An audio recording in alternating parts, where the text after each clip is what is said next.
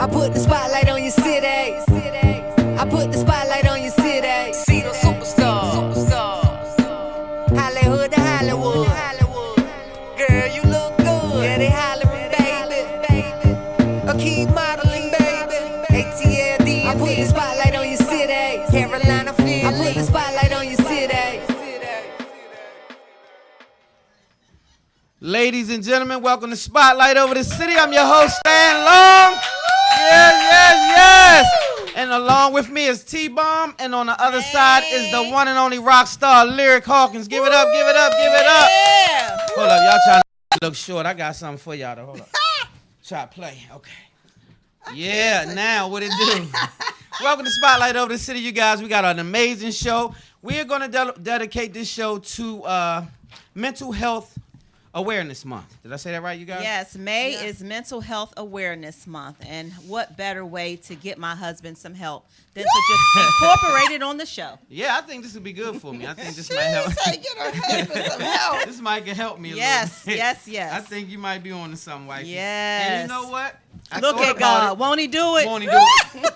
Just look, this is what I thought about this, so I was like, this is good for my wife.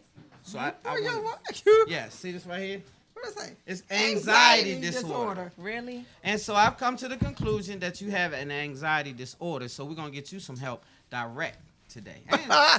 So thank you, Dr. Neverson, for being in the spotlight today. And we also have an amazing author. You want to tell us a little bit about your guest? Yo, Braxton, baby. Oh, man. Joe. Now, Joe, he had a lot of things going on. A lot of community stuff. A lot of, what you call it, nonprofit organization. I mean, he does a lot. And a super author. I mean, he's been on everything, so I can't wait.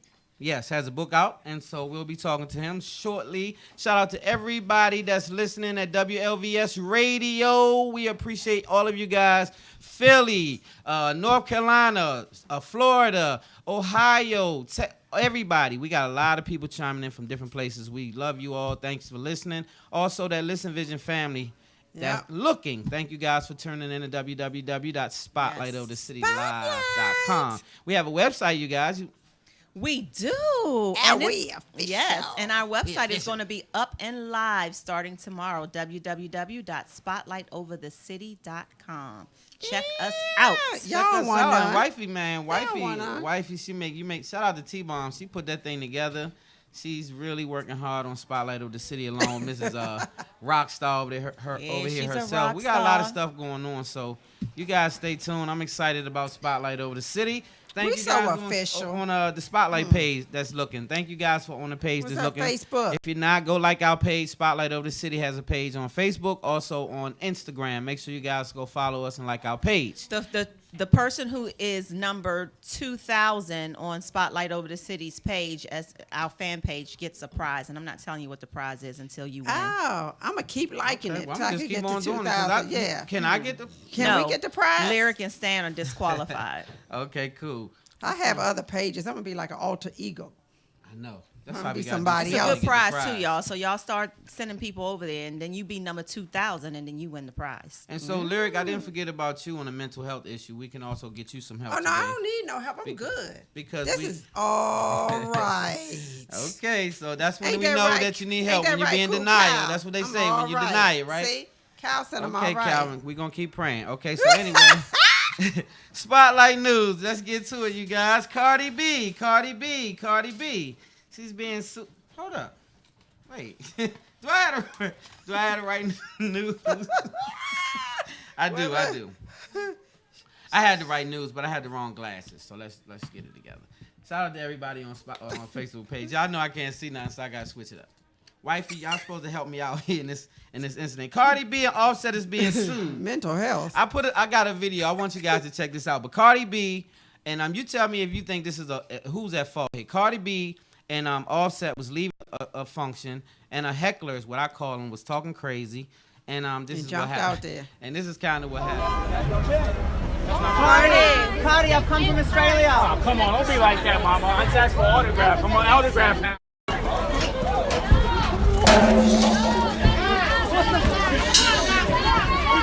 Good.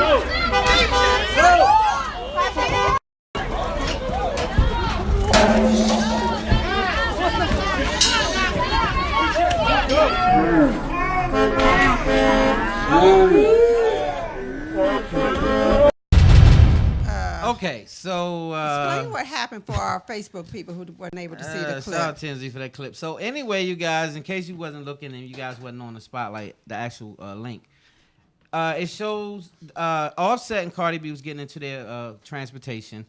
Offset walked by and he said something to the heckler in regards to him heckling Cardi B for autograph. And the dude said, "Don't kill me for autograph, blah, blah, blah." Then he started heckling and saying, you know, you're going to lose your money, spend your money right, stop buying chains, all this other stuff. So it got kind of like annoying to the point where security supposedly, allegedly, security got out. We had to say allegedly. Allegedly around this joint. So allegedly, security got out of the van and handed dude a beat down, a real thorough one. And gave him a stomp out or two, I guess try to get his mind right. And so now, of course, he was screaming, "I'll sue you," this and that, before he even got stomped out. So, of course, he's going to sue. So what do you guys think? Based on the footage, based on what I told you, do you think that they were wrong for allowing security to put their hands on this young man, or should they have just kind of let it go? But why are you suing Cardi? She ain't stomp him. Well, they saying because it's their security. They the ones who said handle that. So. Oh, well, but most security companies are like insured and bonded, right? So you go after their insurance company. Don't come after me. Okay. What you think? So I can get sued if my security does something to someone else. Yeah. You definitely can even be if sued. that person instigated it. Well, that's what the allegedly part comes in, because we have to find out. Like if I give you a warning, they did, I give you a warning. They said, "Go ahead on now, go on with that." Stepping. Go ahead, chill. Go ahead and chill. Go ahead before Leave you us catch you alone. something. I'm warning you because you're gonna get this beat down. So that's your warning. That's your warning. And if you keep coming, you're gonna get it. You're gonna get it. Then you just fight back. And if At least you he ain't lose get the a fight, hot you ball lose. in his tail. Well, I mean, I see it right and wrong. I say this: security does have a right to protect. But this guy wasn't a threat at this point, so I don't think that, you need to touch him up. But shout out to Cardi B. Shout out to Offset. It's a tricky situation because sometimes fans can get too testy, too close. pushy. And so you have to kind of like draw the line somewhere. Right. And so I guess he won't do it again. They though. violate the line was drawn. space. You He got won't do it again. that bottom of that foot, that red bottom, got to touching that forehead up. I guess that'll make you think. I mean, you gotta respect people's space, even though they're famous or whatever. You still have to kind of be respectful of people. They're gonna pay him some money and she it'll go away. pregnant? So they're gonna throw a couple of dollars around. It's gonna cost them about $50,000. But at the end of the day, what I mean, it's gonna happen again if you have the same mentality of 50,000? security. I mean, you probably can make it go away for about $50,000. Oh, well, you can kick me for 50. Here I go, kick my ass Get for the 50. kick on, huh? Get the kick on. What shoe you want? You want me to use my shoe? It might even end up being a little more than that. But at the end of the day, hey, shout out to them. And on that note, Offset had a situation. I think it was today. It was either today, yesterday. He had a crash his vehicle, and he had to go to the hospital and get checked out. But he was fine. He crashed his Dodge. I guess it was, I don't know, no foul play, nothing crazy was going on. But anyway, he abandoned the vehicle and now he's fine. He's good. So shout out to Mr. Offset, and I like them a lot. And I'm gonna tell you what I like about them. Those dudes are really from the hood. Those dudes are really rapping about what they lived in their past. But what I like about them is they don't look like their real image. Like, you can run up on them if you want to, and that's what's been happening. Like, people think the Migos, because they look like rock stars. They had them little tight leggings on at the. Yeah, I'm looking in the camera. So they look like rock stars. They wearing the Versace, they wearing the Gucci, this and that, and they jeweled out. And I mean, they really dripping, right? They dripped out. And so they look like they would be somebody you could just be like, hey, blah, blah, blah. That you could then, pump. next thing you know, Zone 6 be kicking in. Don't let them And flower then blazers them fool flower you. blazers get to fooling you. And then, because I done seen them touch up a couple of people in the industry already. So they have made the reputation known that that's not what we're here for. So anyway, shout out to them. I love what they're doing. Great movement. Rock stars. They were real rock stars. So on to the next. T.I. This is my man right here. Y'all not going to keep trying to corner T.I. I'm telling you right now. Yeah. T.I. They tried that. They tried it. Do we need to get him out? Is he out? Because I'm willing. No, baby, you know what happened? I know what happened. we're I was just trying to saying, get him out. Tell the people what happened. does he Get him need to out. get bailed out? I'll do it. No, we got him, though, if he need to, though, right? Right, I'm but just he saying. good.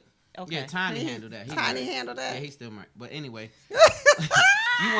you want to tell us a little bit about that situation? Because you know about Well, it. what That's your had man. happened That's your was part-time Allegedly. boyfriend. allegedly, Allegedly. he gets home to his gated community and he doesn't have his key card and he doesn't remember his code to the gate to get in to where he lives because he had some drinks. You know.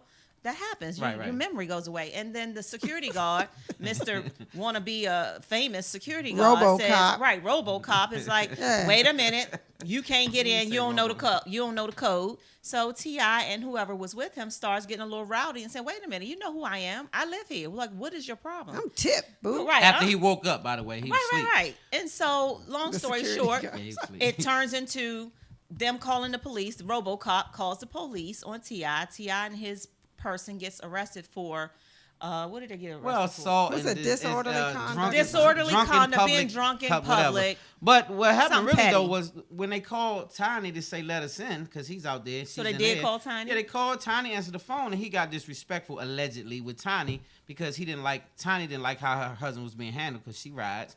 And so she was like, let my damn husband in the gate, idiot. And then he was just like, who the F you think you talking to? Allegedly, this is the line that got T.I. Who the F you think you talking to is what he said back to Tiny. And T.I. standing there in the booth like, who was he talking to? So he got in the house and then came back out the house and approached the booth see, with I the didn't knock, know knock, knock. Let me talk to you, Slim. And so that's when it got a little testy, and that's when the dude was I like, didn't know he oh, came damn, back. I better call the police. Because T.I. is out here tripping. Yeah, I ain't know that. So that's kind of how it went. So what you think? You Yeah, can't I talk didn't know bad that. about T.I. Hey, But listen. I saw the clip when T.I. was like, man, I spent millions of dollars to live over here. Right. I shouldn't agree. have these type of problems. And you know who the hell I am, or you shouldn't be working Oh, here. yeah, you know If you who don't I know who am. I am, then that's it for you. And I'm going to get you fired anyway, because why would you sleep? Yeah. Why would you sleep? Why is the security at my $1 million place sleep at the gate? RoboCop sleep. And then wake up bucking on me because I live here. I'm thinking you should be.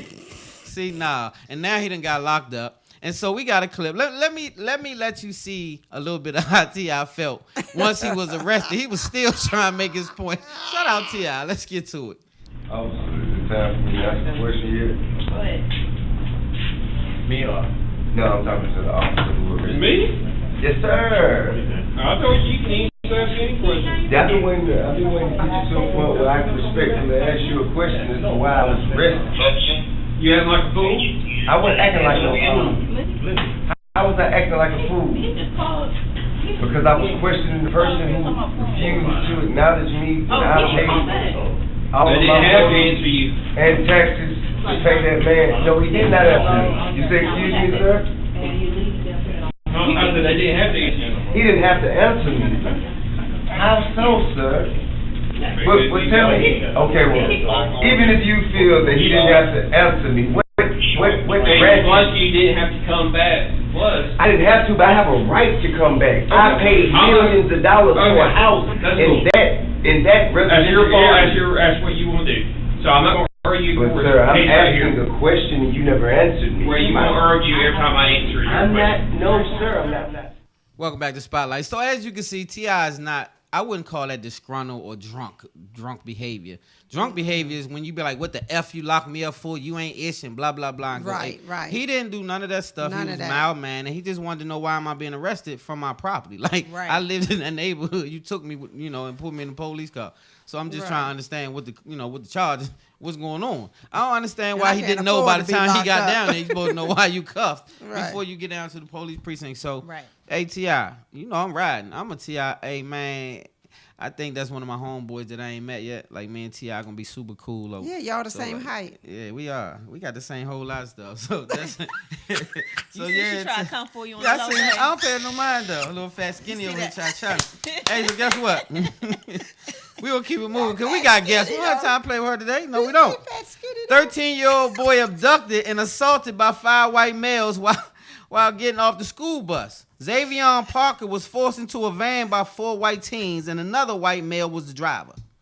He was driven to a vacant house, and then they brutally assaulted the little homie. And then he fled, and a mother saw him. Michelle Lee reportedly saw him while he was fleeing, and they grabbed him up and got him some help, and police came, and the whole nine. So now, of course, the mother's outraged. So where they live, I'm trying to understand. Okay, wait a minute. You at school, You get off the bus at the bus stop. And, okay, so where was the rest of the kids when the boys drove up with the van and snatched him and said, get in the van? Where was everybody? What you think? Yeah, that's a mystery. I don't know. I hadn't heard about that until today. I was just like, what the He was heck? at the bus Yeah, stop. or, like, 13-year-old. walking No, he from was the getting bus off stop? the bus. From the bus and was walking. With other kids. And the other, yeah, that's what I'm saying. I'm assuming other kids get off the bus too. You're not the only one. I But they don't pulled know. up and basically just shoved Maybe them in it a was van. a rural area, because sometimes, Yeah, they drop them off in front of the One by house, one. or it's That's like. true. I ain't maybe think. That's it why I was- said where they at. It got to be rural for white guys that's They in going to come Danville. get your Shout out ass. Danville, Virginia. They in Because Danville. or Hopewell. Hopewell. Shout out Hopewell. They could have been in Hopewell. Y'all look, I have family in Hopewell, and That's you what I'm from saying. Danville, so. Yeah, that's why I shouted them out. Oh, okay. But hold up, they wasn't over So on you Good get your Hope ass Road, snatched though. up. That's what I'm trying. They You wasn't wasn't on over in Good Good Hope. Hope. They wasn't on and Good you Hope wasn't on Road in Las Vista Southeast Road. None of DC. that. So what I'm Yeah. trying to understand, it had to be Danville, something like that, babe. Yeah, That's what yeah, I'm saying. Okay. Yeah, Okay. And they drop off 1 or 2 at a time. Okay. Like that. Yeah. And the other one was absent that day. And that's right. So man, yeah, something wrong with y'all. today. Okay, I gotta hurry up. Now this at one the right mental here. health I was in my feelings. A black man, John Bunn, was 14 years old when he was sentenced to prison for 27 years for a Oh, crime he yeah. did not even commit. I He got saw sentenced that. back in 91, right? Yep. And so He was only 14 when he got yes, sentenced. 14 years old, right? Ruined and his then whole- they finally came to their senses and let him out after he protested and protested and contested and contested and contested. So now what I want to know is, okay, you gave up 27 years, right? Very sad situation. You have family, this and that, your loved ones. But what I want to know is what happens, kid. right? Because now this is what I'm going to talk to Dr. Sheryl about. Dr. Neverson, I'm sorry. See, you going to be crazy a little bit doing 27 years, right? Yeah. Especially if you Let's started just at stop 14. at 7 years. Like you 14. Yeah, I'ma be Of done. course you got sentenced as an Yeah. adult because you did 27 years. So you didn't do it in juvie. So now what I'm trying to understand is how do you keep your sanity when you ain't do a damn thing and you got 27 years? Damn. See, because I'm already mad. Man, 27 years, right? And you did not do And it. I ain't even do it. And then they just come out like, yeah, you right, man. We did the testing and you right. Come on home. 27 years. Okay, so now what do you Y'all do for couldn't me? do the test. What happens at that point? I'm saying, do the state How like do you be get like, your life right? what do they do? Right, like now we're supposed to just go get a job. Like what? How does You're that work? 40 And years 14. old, and you've been locked up since you were 14. I can't even imagine. 14. Now you can't 14 even in a function. penitentiary though. That's different from Upper Marlboro. That's jail. Like just be clear, jail Yeah. and penitentiary. That's like two two different different things. situations. Upper Marlboro's jail, and then when they send that ass, that's you're going to the Yeah. penitentiary. Well, Yeah. they be grown up in the and penitentiary, grown men. so it's a little and, different. You know. And so I'm just thinking about that. Like as a 14-year-old, how would your mental state be? How do you deal with that? That reminds me of the little dude Brian. What's the boy? Was breaking in the washroom, allegedly breaking in the laundry machine. Terrence Jones. Terrence, yeah. And that took a toll on him because he's Terrence 15. Right, took itself out. And he came He home never and got he right. couldn't get himself together, Couldn't get it man, right. because he wasn't able to cope in society. So Yep. well, I don't And know. we was Dr. rooting Neverson, for him, too. I was riding with him. I saw him out a couple of times. I was like, I don't know, that might not work out for Lil Man. So anyway, Wale. Last thing we gotta get out of here. Wale signed to Warner Brothers. Surprised me. I didn't see that one coming. I thought he would have stayed independent. I saw that today. Yeah, that's a good move, y'all. Bad move. What you think? Well, I don't understand all of it. I thought he was with, what is it, MMG? Well, he was or Double something? MG. Shout out Rick MG. Ross. He was with them, and That's then he the slid out and management went team. independent. Is what I thought. And then now, next thing you know, he popped up on Warner Brothers. They must have a really good relationship over there working for him, because the I don't know why I money. would get out of independent situation, Yeah, I don't knowing them raggedy ass 360 deals they giving out. I wouldn't want to jump over there. But shout out to Wale anyway. He's the homie. Hey, Wale. And we like what you're doing. So I wish you luck over there at Warner Yeah. Brothers. Yep. Yeah. Homeboy. Yeah. So that's what that is. Hope So that works next out up, for you. yeah, it's gonna work. Hope Wale that gonna work make out. it work. So Well, next can we, up, real quick before we get next up commercial and our guest, shout out to Trayon White. We did an event on Friday night. We covered his birthday, Yes, real and quick. what he decided to do for his Yeah. birthday was DC councilman. Bye, Anthony. What he decided to do for his birthday was have a People's Gala for Ward 8. It was amazing. Yes. I love to see things like that when people are really doing things in the community. we just so happen to have a clip. Oh, Jacob, I think we need to go to the videotape. we have a clip. Yes, A right back Trayon after White, this. DC council Trayon member. White, Trayon DC White. council member. Seen him on there too, riding for the young man that got killed over there by Baloo. Yeah, they did I that. I saw today. you today, Trayon. That's right. Hey, Yeah. listen, man, you the people's champ. We riding for you. Got a clip right back. Spotlight over the city. I got loyalty, got royalty inside my DNA.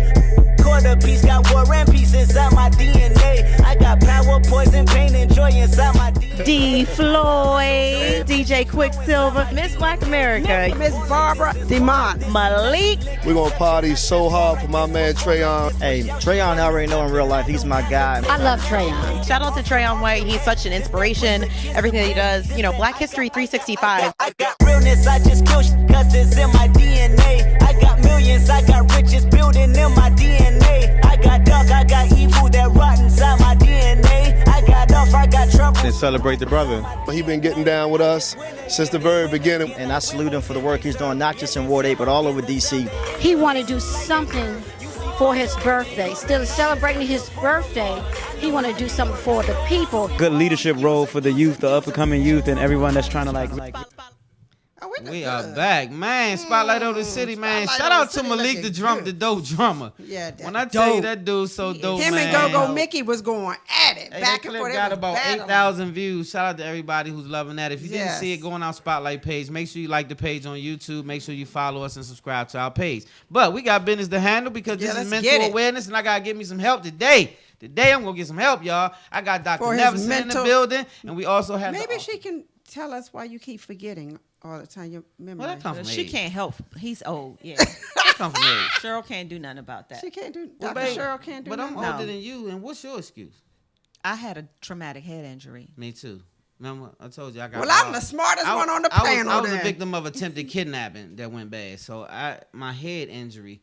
You got to forgive me for that. We got a doctor on board that's going to talk about it for us. Maybe So I we'll can be help right her back. help y'all. You know what? We're going to get her to help us to help you. Man. We'll be right back after this commercial. We'll be right back. With the one and only Dr. Neverson and also author. Don't forget it. Joe Braxton. And he has a wonderful book that we'll be talking about Still right back. breathing, Spotlight baby. over That's right. the city. Let's rock. I put the spotlight on your city. I put the spotlight on your city. See the superstars. Hollywood to Hollywood. Girl, you look good. Yeah, they hollering, baby. A key modeling, baby. ATLD. I put the spotlight on your city. Carolina, Philly. I put the spotlight on your city.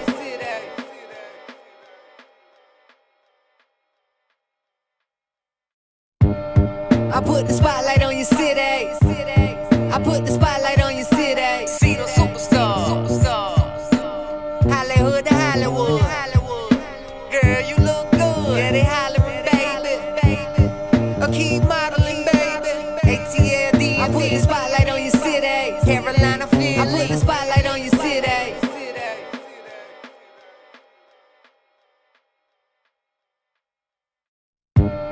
I put the spotlight on your city. I put the spotlight on your city. See the superstars. Hollywood to Hollywood. Girl, you look good. Yeah, they hollering, baby. A key modeling, baby. ATLD. I put the spotlight on your city. Carolina, Philly. I put the spotlight on your city.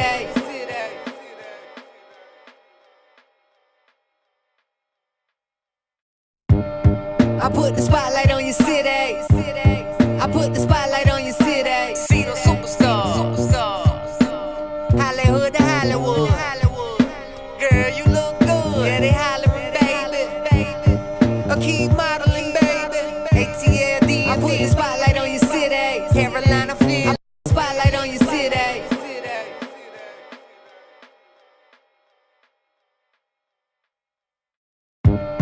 I put the spotlight on your city. I put the spotlight on your city. I put the spotlight on your city. See the superstars. Hollywood to Hollywood. Girl, you look good. Yeah, they hollering, baby. A key modeling, baby. ATLD. I put the spotlight on your city. Carolina, Philly. I put the spotlight on your city.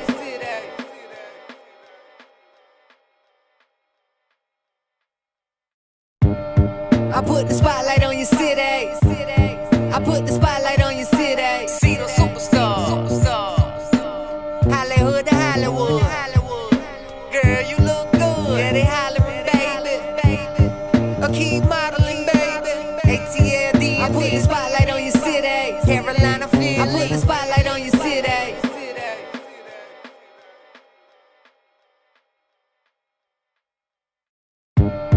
I put the spotlight on your city. I put the spotlight on your city. See the superstars.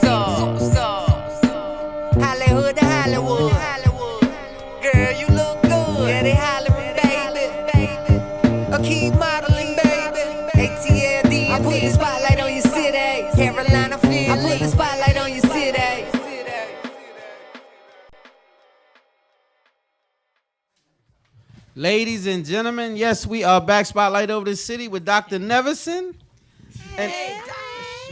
And also the one and only Joe Braxton, baby. Joe Braxton himself, the author. Make sure, wait. Before you say Joe Braxton, you always have to say author. Author. Yeah, that's a big accomplishment. Right. It takes a lot to be an author. Thank you. That's right. So shout out to you for that. TheBomb.com. That's right. All right, mental health. That's right. First of all, congrats on the book. Thank you. And so your book is speaking to something on a personal journey, right? Yes. So let's start off with you then, because we're going to get Dr. Neverson over here to kind of chime in, if you could, and give us some advice on some of the things that we hear from you. So I'll let you get started. So who is this Joe Braxton? So I'm Joe Braxton, author of Still Breathing, How to Regain Your Life After Being Robbed. It's a self-help book. You know, it's about overcoming the trials and traumas of childhood sexual abuse and growing into adulthood and, you know, finally regaining the will to live. So that's what it's about. Wow. And, you know, sexual abuse, you know, when we hear that, we think of women. Yeah. We don't think of men. Yeah. Mm-hmm. And so therefore we kind of dismiss it, if you will, you know, those that don't know anything about it and never experienced it. And so for you to step out there and say, hey, you know, basically me too. Yeah. Yeah. You know, it's major. So as a male, did you think that, well, maybe I shouldn't say nothing because they're going to think this way? You know, what was your thoughts on the perception of others? Well, yeah, you know, that was my thought for over 20 years. That's why I held it in for so long, you know, due to fear and stigma and stereotypes. And so I just had to, you know, I fell into a really dark place. I had a major breakdown, and I just said, you know, I can't live like this anymore. Yeah. And so I decided to write, and that's when I, you know, wrote Still Breathing, you know, and it has been, you know, therapeutic, very therapeutic. Yeah. This has been like, you know, life changing. So yeah, now I can actually say I can live now. So yeah. Wow, it's like release, right? Yeah. But let me ask you this real quick, because this is something I've always wanted to know, and it falls along with people that have been rape victims and sexually abused.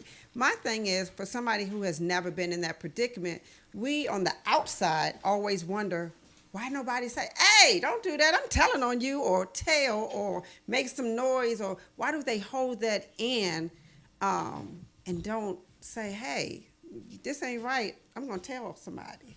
It's fear. You know, in our community, especially the black community, you know, it's meant to, it's always pushed under the rug. It's so taboo. And, you know, like I said, as a man, it's hard. It's harder because you out of fear, you can't tell anybody. So they'll say well, it questions your masculinity, you know, things like that. So you just have to, you know, rebel against that. So, yeah. So, Doc, let me ask Doc a little. Let me get her involved a little bit with this, because we spoke briefly about my situation, similar, but it was female. It was a female that I encountered at a very young age. It made me a promiscuous. Is that how you say? Yes. Promiscuous person, and we talked about the sexual addiction last week. How do you think he can overcome, or what's the best way to deal with? Because, like he said, he spent a lot of his years not even dealing with it publicly, and just kind of. So now, how do you, as an adult, how do you get past that and say, you know, because it causes things in your life to happen. Me, promiscuous, may be different for him. Okay. How does he deal with what the trauma is and what it causes mentally? It sounds like he found a way by writing. Yeah. And having an outlet is really important, whether it's writing or whether it's talking with someone, to be able to identify it. The more you hold stuff in, and I'm sure you experienced this, it doesn't go away. It stays within you, and it will manifest itself in different ways, whether it's promiscuity, whether it's depression, whether it's anger, whether it's substance abuse, whether it's abandonment, whether it's broken relationships, whether it's a million things that could be. It can manifest itself in different ways. So until we can really begin to address the issue, it may never go away. And people don't say anything because many times it's from someone that they already know and trust it. And so it's embarrassing. You don't want to get the person in trouble. You don't know what to do. You feel ashamed. You feel embarrassed. So you keep it and you hide it. And some people overcompensate in different ways, but it's difficult. And one of the things that, kind of bothers me sometimes is when a person waits a long time before they say anything, and then you'll have people saying, well, that can't be true. Why did they wait so long to say something?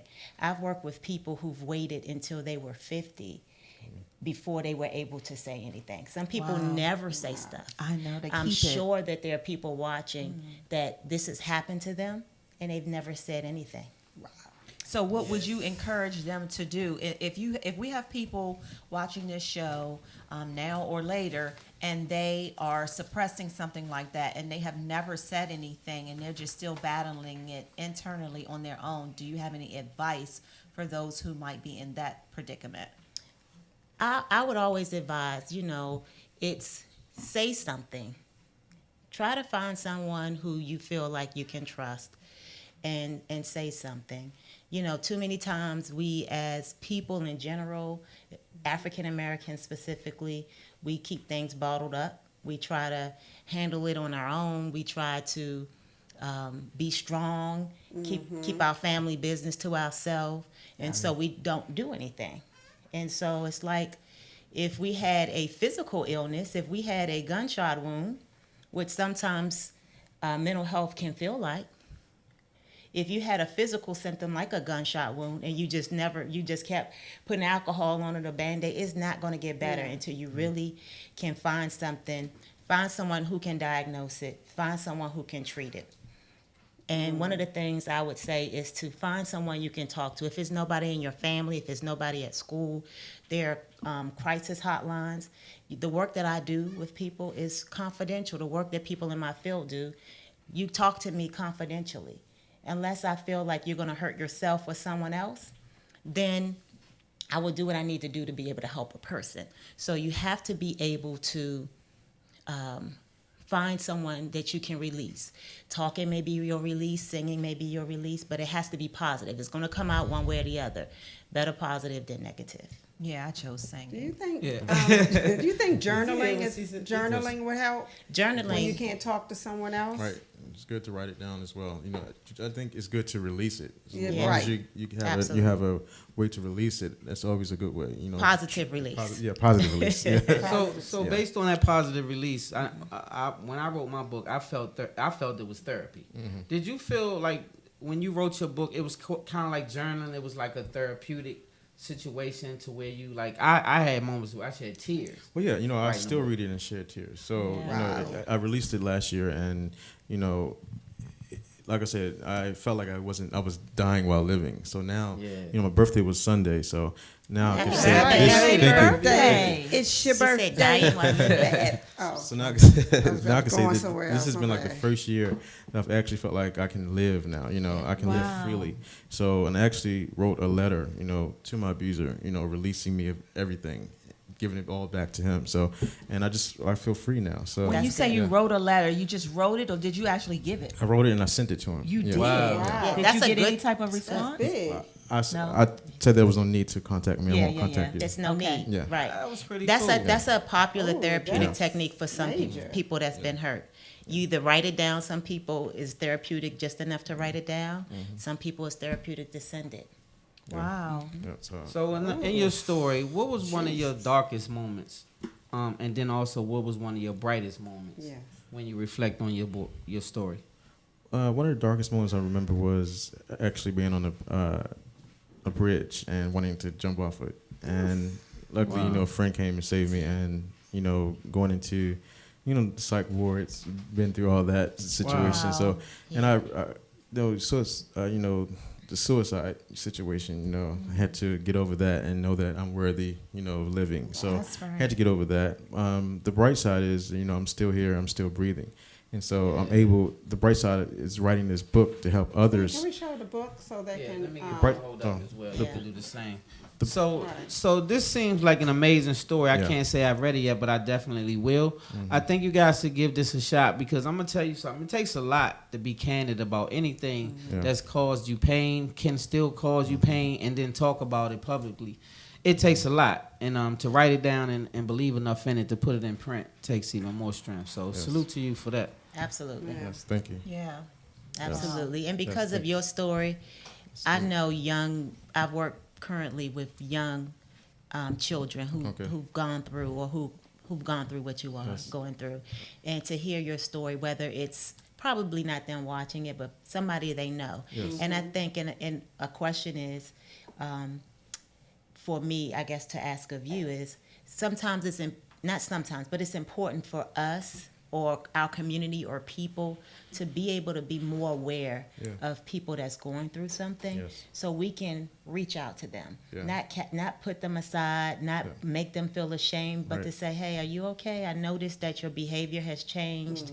I've noticed that you're not sleeping. You know, is there anything that you want to talk about so that you can feel safe and comfortable to go and speak with someone? Did you have that? Oh yes, you know, when I released this book, you know, people were running for the hills. You know, I felt it. You know, people distance themselves, family, friends. But you know, just like you said, you don't distance yourself from anyone who's dealing with some type of mental illness or abuse that you know of. You need to support them. Right. Don't run from them, because you become part of the problem. So we have to start, come together so we can fix this issue. You mean they ran once you released it? Like, yeah, I felt the change. You know what I mean? Yeah. Like judgment, like people were judging. Judgment.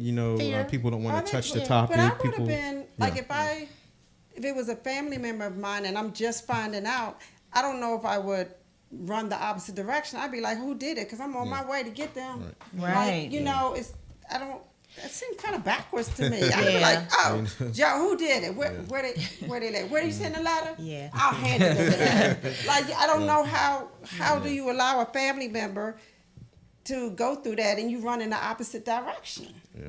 Sometimes it's tough to talk about or to address. It's almost like when you experience, when a family experiences a traumatic event, such as a sudden death, maybe a violent death, and people gather around initially, but eventually they kind of go about their lives and you still have that trauma to live with.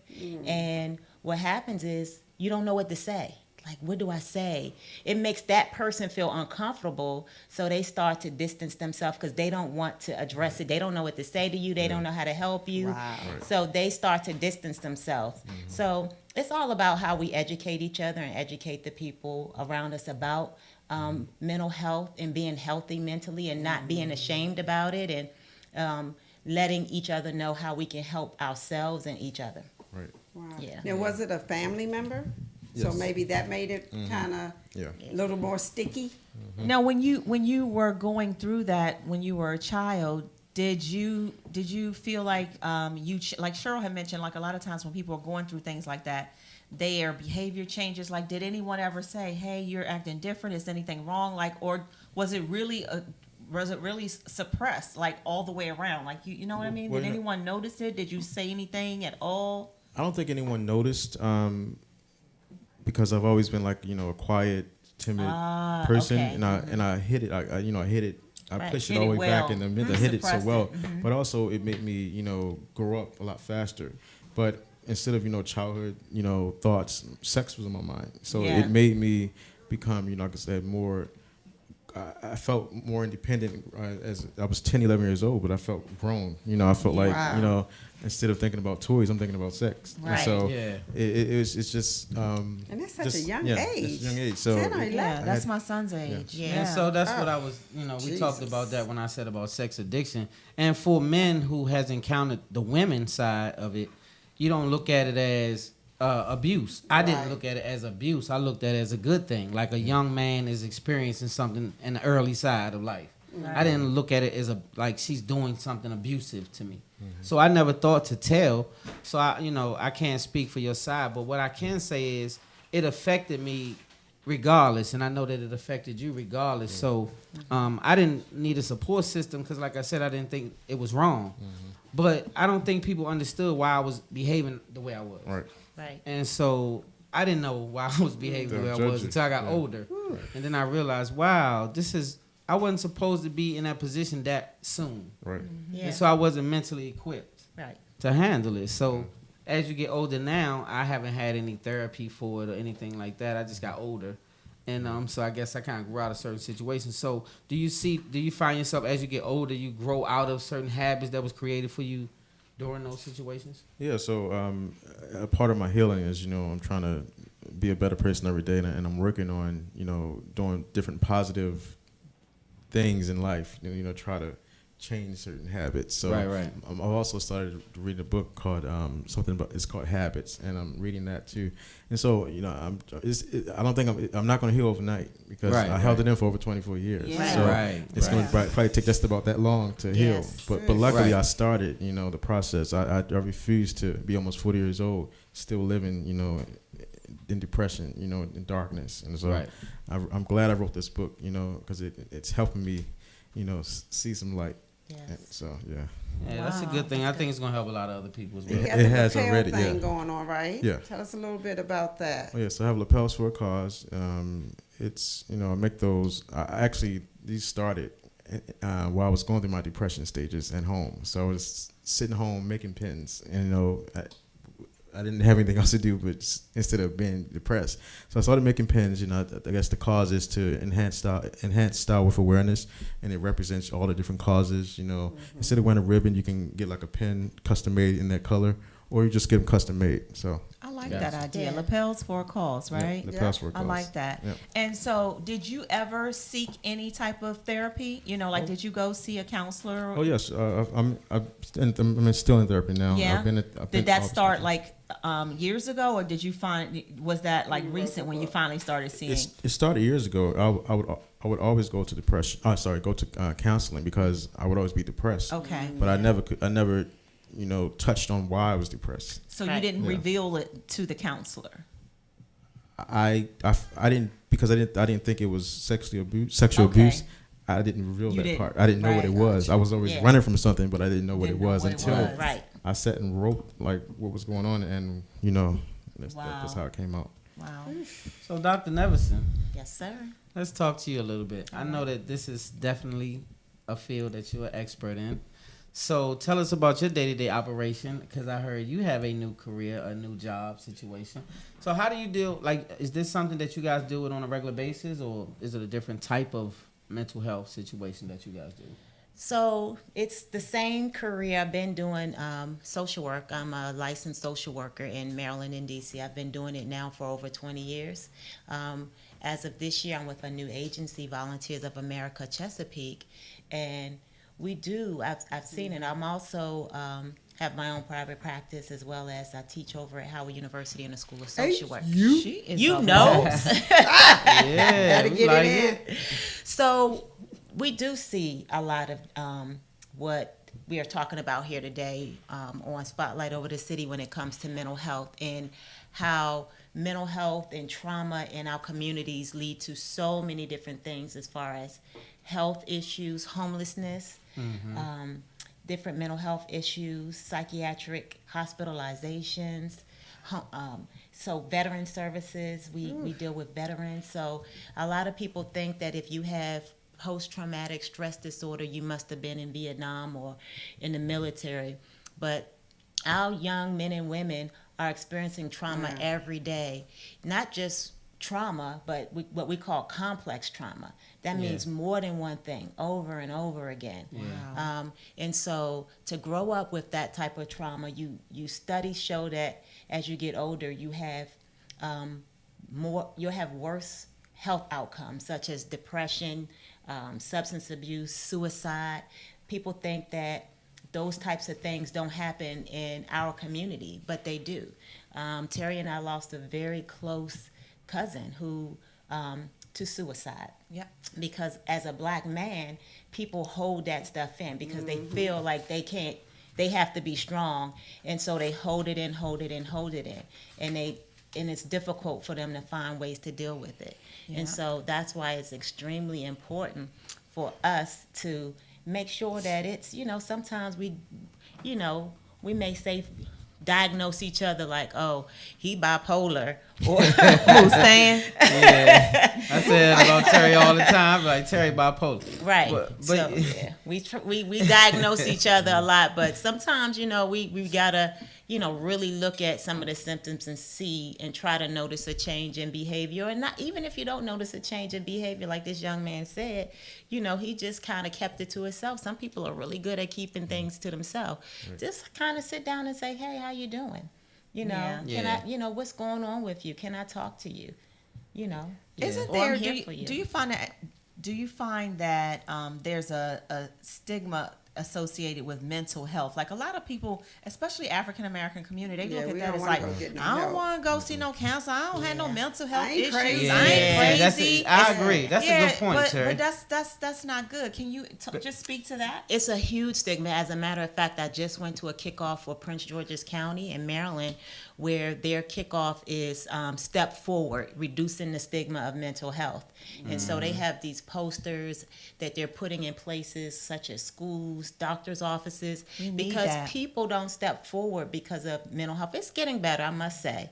However, there's still a big disparity between African American men and women, Latino men and women, and the majority population. We are afraid to step forward and to say, I need help. We would not do it. I'm laughing. It's not funny, but I'm laughing because I remember when I was a young kid, it was a young guy, John, that went to school with us, and he had an uncle that was in the Vietnam War.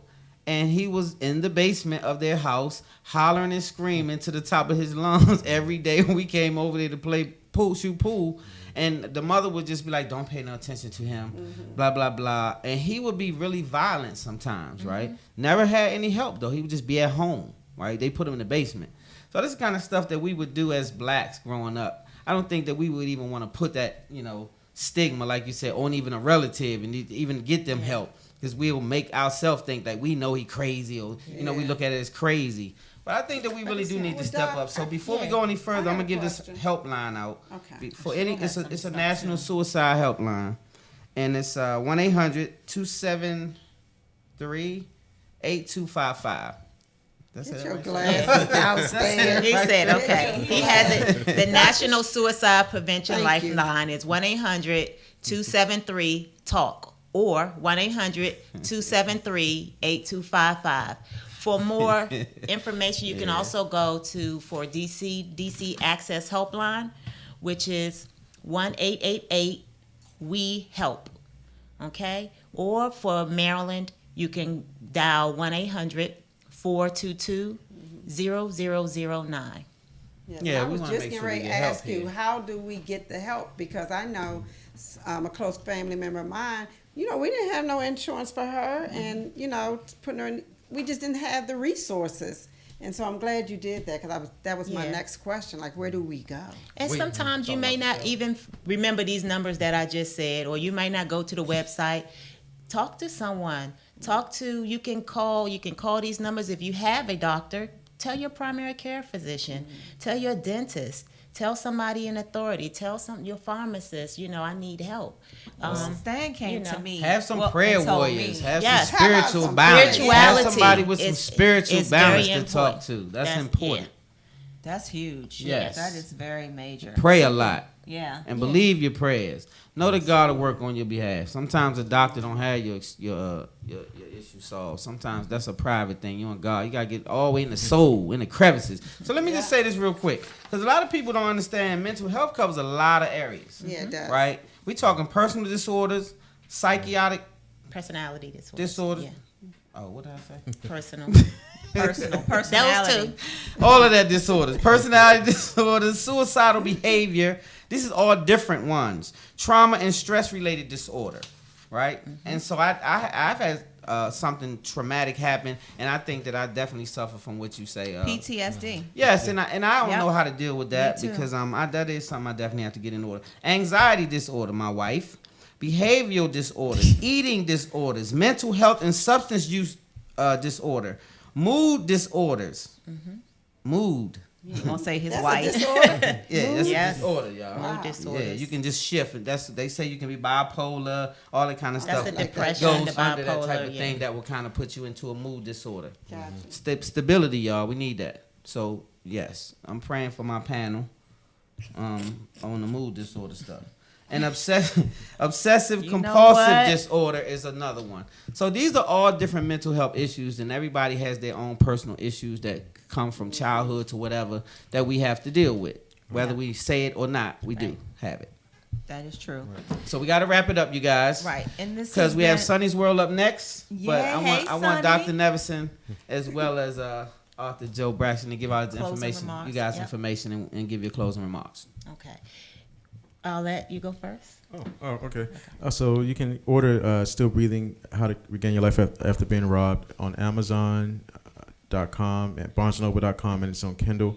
I'm also raising money for the Reclaim Your Life book tour. You can donate at GoFundMe. You can find it on there. And so I guess that's it. And also lapelsforacause.com. Social media is thejoebraxton.com on Instagram. The Still Breathing is Still Breathing Book on Instagram. It's on all social media. And thank you for being on. Thank you Dr. so Neverson? much. So for me, you can go directly to two places. You can ask for help, or you can be a part of giving help at Volunteers of America. You can either donate money or you can donate your time. You can go to our website at voachesapeake.org. That way people can sign up. I know a lot of people want to give back, can sign up to be volunteers. Or again, a spotlight. Yes. You can We will always sign definitely up to involve. donate to help a homeless family, to help someone who's experiencing a mental health issue. If you want more information on how to reach me or to ask me any questions about counseling services or get a recommendation, you can go to my website at transitionstherapeutic.com. Or you Perfect. can come to me, because actually she is my sister. And she is dynamite. Yes, Dr. Neverson's is totally amazing. So before we get out of here, because we got to wrap it out, Sunny World up next. But before we go, I want to say I learned something really important about this show and also people. This weekend, I was talking to a guy who was formerly homeless that now drives Bentleys and Range Rovers in the whole nine, right? He was homeless, sleeping on the bench for years. Drug addiction. So what I learned, one of the things I learned was toilet paper is a major commodity for someone homeless. Something that small you wouldn't even think about. But he showed me a video clip, and the guy was debating between the food and the toilet paper. He said, I almost want the toilet paper better than I want the food. And so we have to do something about this, you guys. A lot of people just would like to have a roll of toilet paper. Yep. And because of the mental Things we illness, we take for judge granted. them. We judge them because of a mental illness, and we say y'all this and y'all that. But everybody can really find themselves there needing toilet paper. You can really think about that. So anyway, you guys, we got to wrap it up. Thanks, Dr. Neverson. Thank you. We Thanks, definitely Joe. appreciate Thank you, you. sis, for coming on. Thank you, Joe. We appreciate you for being bold, my brother, and keep Yeah, on it doing what takes you're courage. doing. Yes. No shame involved. God is not looking at you no way. You can't worry about the people. You know, on that note, you guys, love hard, live good, God first. Sonny's World up next. Spotlight over the city. I put the spotlight on your city. I put the spotlight on your city. See the superstar. Hollywood to Hollywood. Girl,